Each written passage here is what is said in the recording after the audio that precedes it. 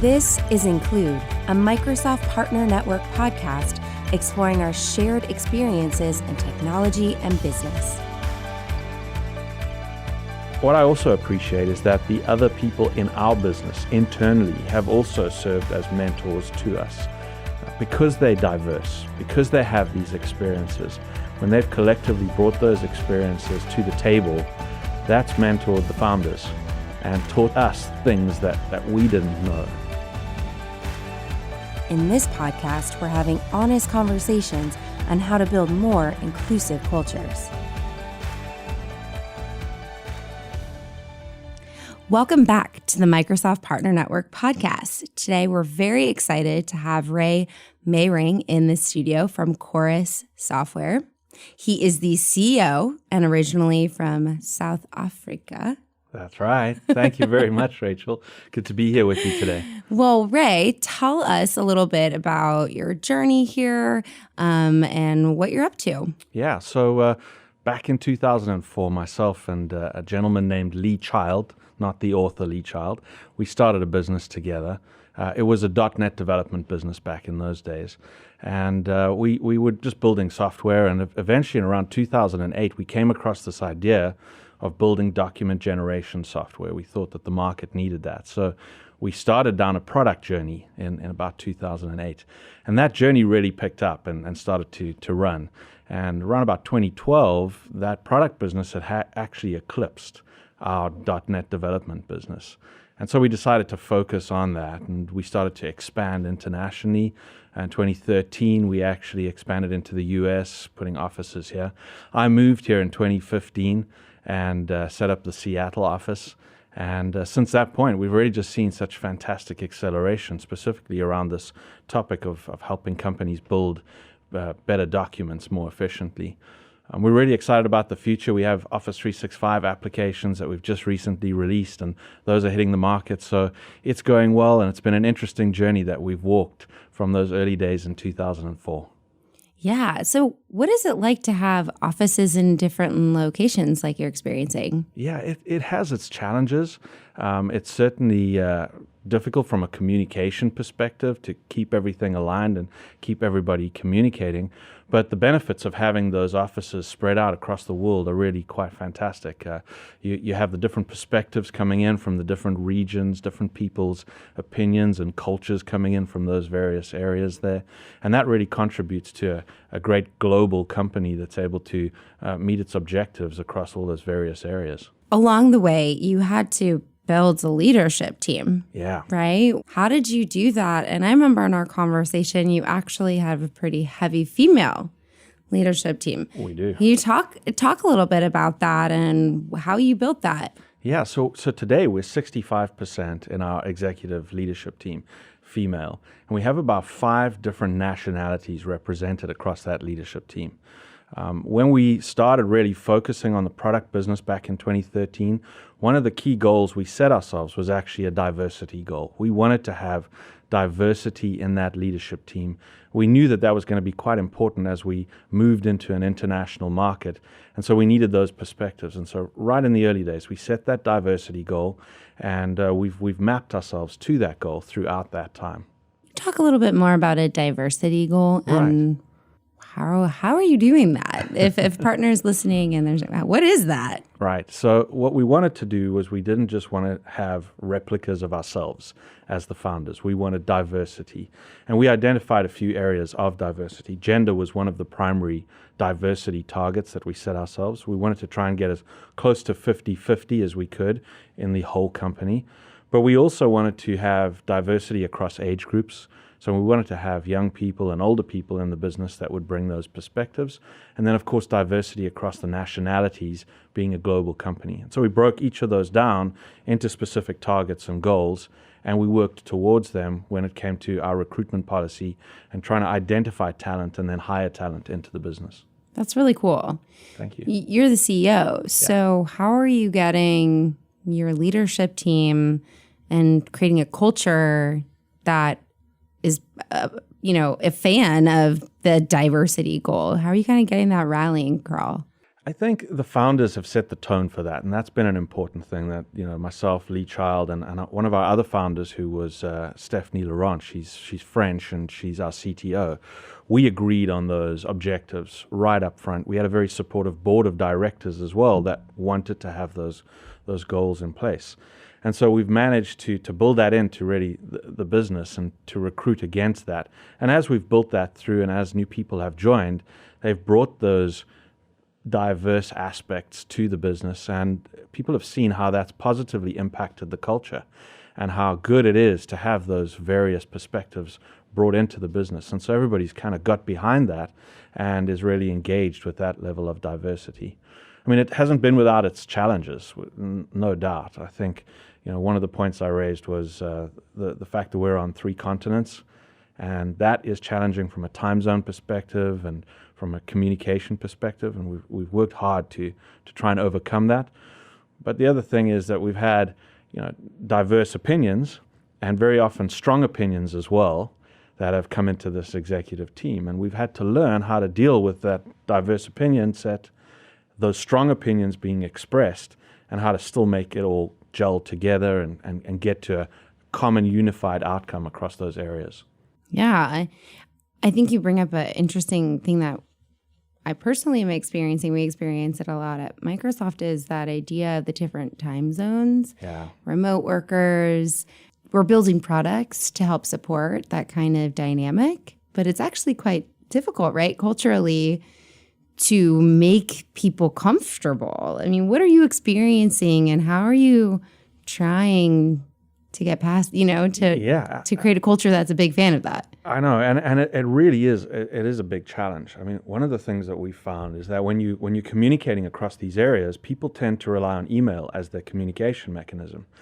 And then you get these emails that are blunt, or these emails that are very matter of fact in the way that they're expressed. And if someone picks that up and just reads it, they might be offended by that stuff.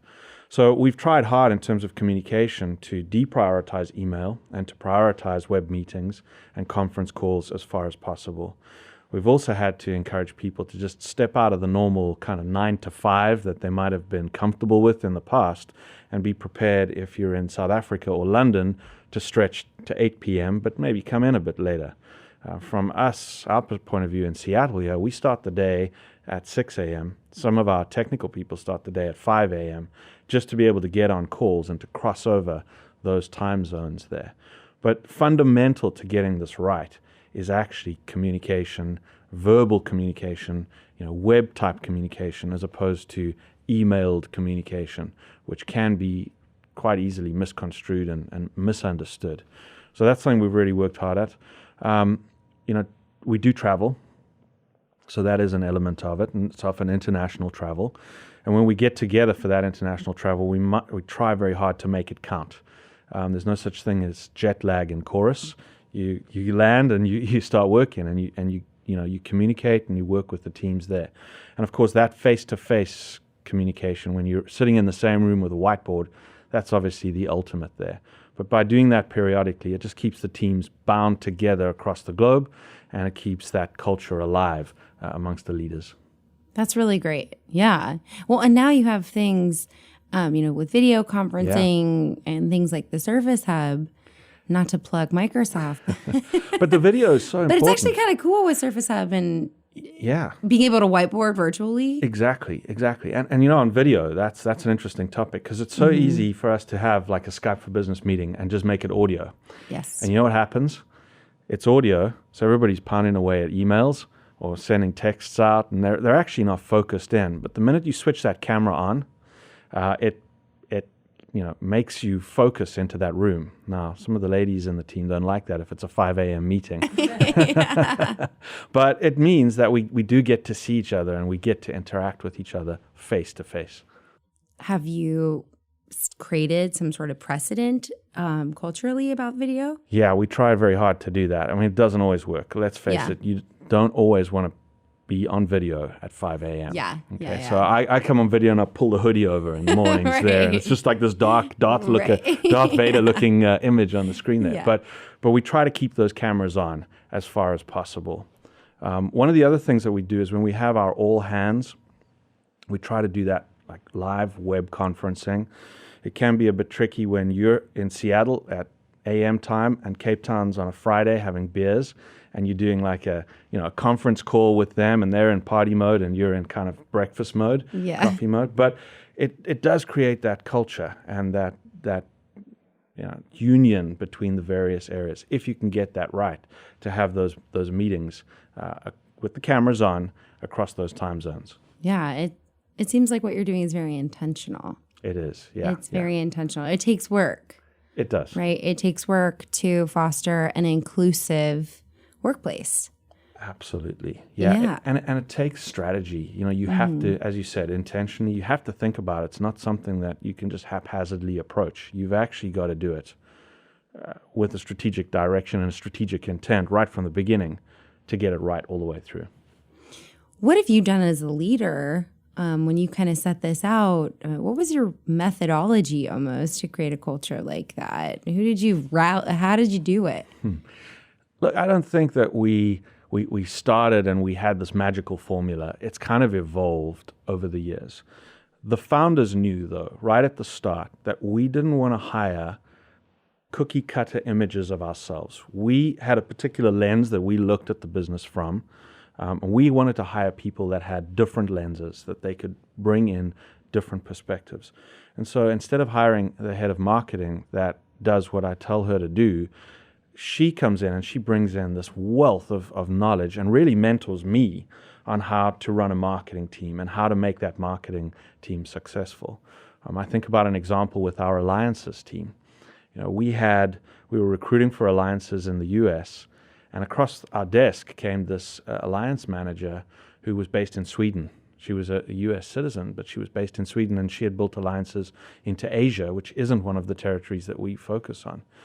But when we interviewed her and we understood the passion that she had for alliances and then the different perspective that she could bring in and compared her to some of the other candidates that we had, we knew that we wanted her to join that team and to be part of that team there. So I guess, back to your question, it is intentional. It's also evolutionary. You need to build these things slowly, and then you need to just take those opportunities as they come up with great people that you find out there. Yeah, and it seems what you're talking about is a lot of recruiting practices. Yeah. It kind of, many parts do need to start there. Yes. With your diversity goal and... That's right, yeah. So having those kind of policies and those intentions defined up front and a way that you're going to go about achieving those areas and the interview process that's going to lead you to the result that you want, that's important to have that in place up front.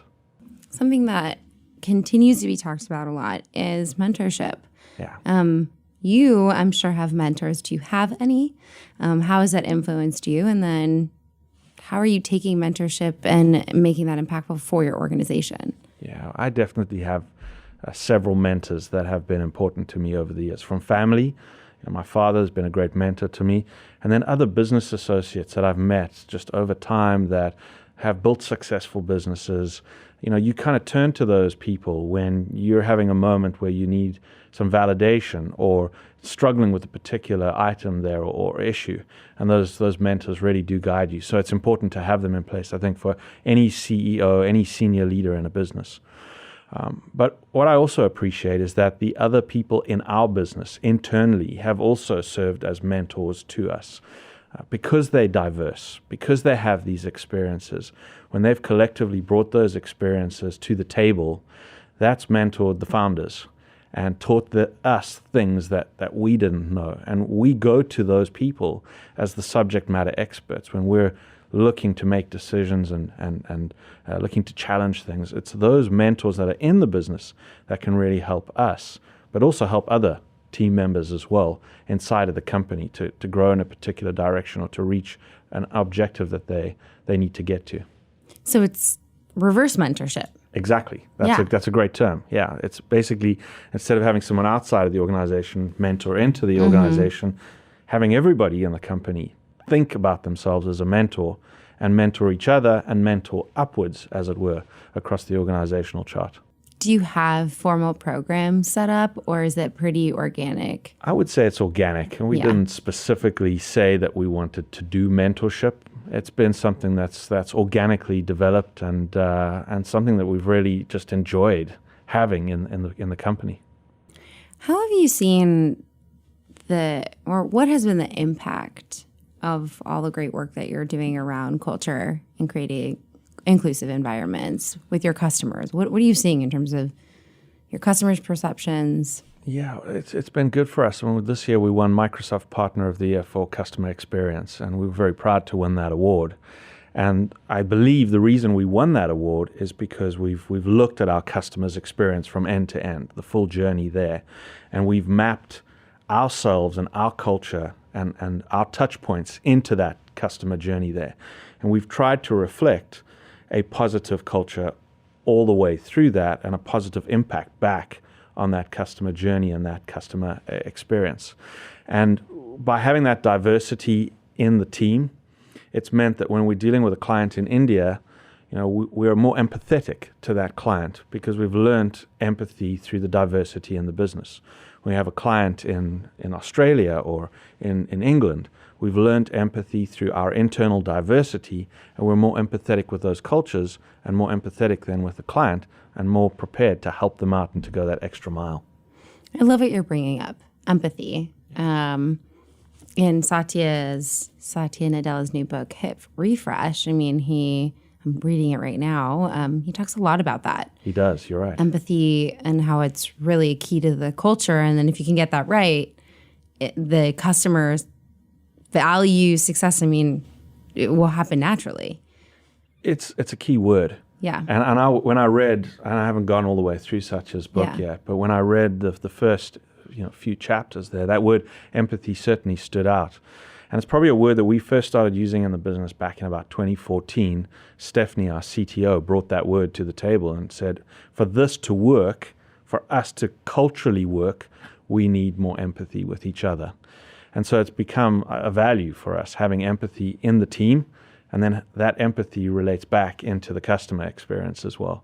And it is not a word that you'd normally see on a value chart, and we don't have a values chart as you might see in a bigger company, but it's a fundamental building block of what we're trying to achieve. Right, being able to understand each other. Right, yeah, put the other one into our shoes or our shoes on them or something like that, but really understand the challenges that they face. So there's a lot of chatter across the world around gender gap, the technology industry in and of itself, and some things that happen with women.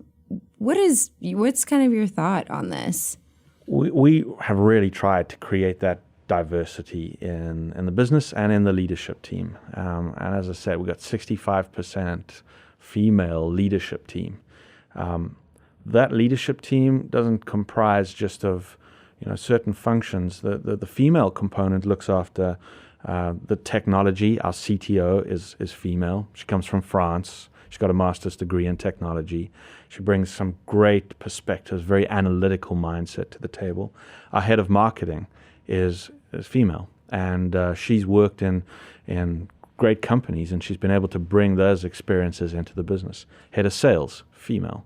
Head of finances is female. So all of those perspectives, those different points of view that come from that gender diversity also makes it a much easier team to work with, to have that diversity in the team.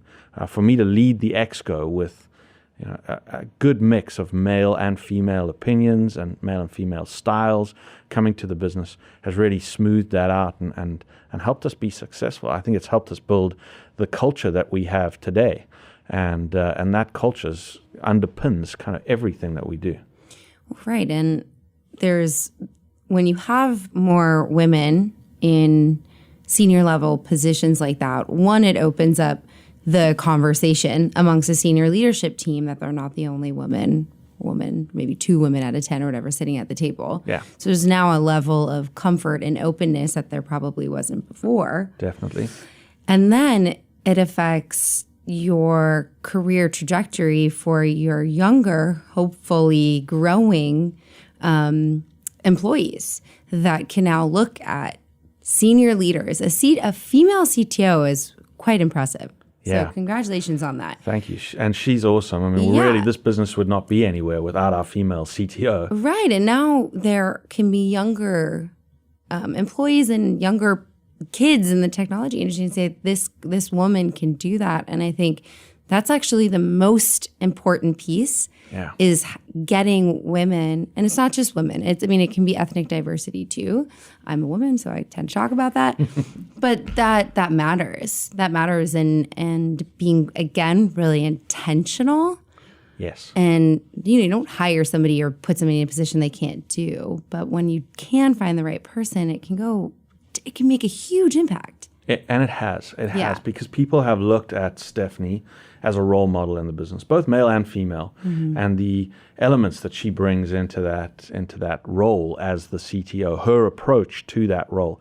And they've learned from her, and they've grown in their career paths and their career directions. And some of them have grown initially with Qorus and then left and grown elsewhere. But I think she served as a role model in our business for a very strong, very strategic female leader in the company that's been with us right from the start of this business. And does she or the team think about inclusive design? This is a very big topic for Satya in terms of the product design and functionality being able to work for those with disabilities, different languages, right? It's all of those pieces matter. They do matter.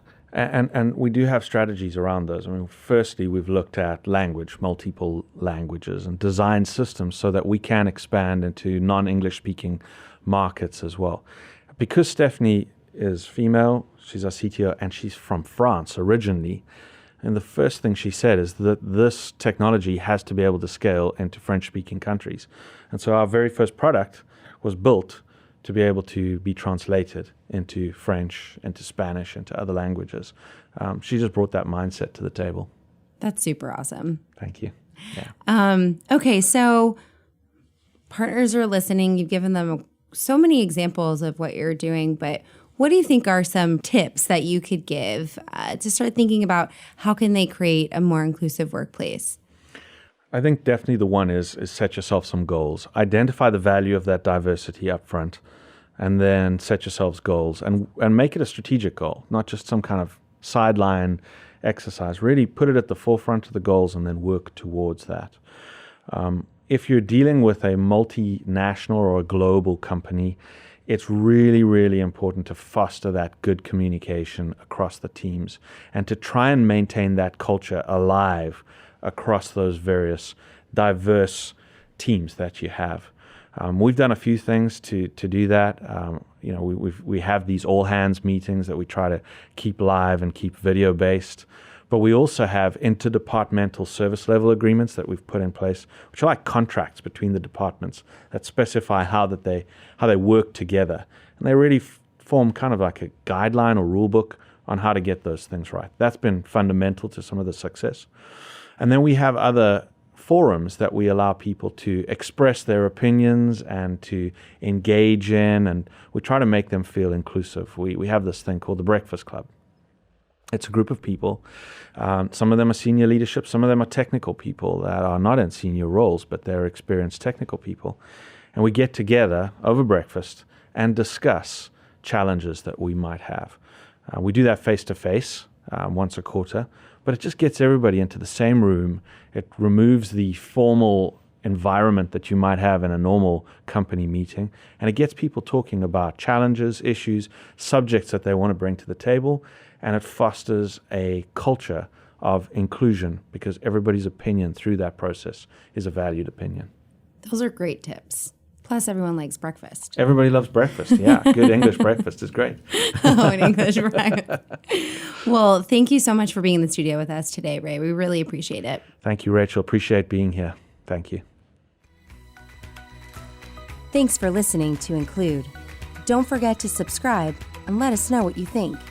And please join the conversation on Facebook, LinkedIn, and Twitter at MS Partner.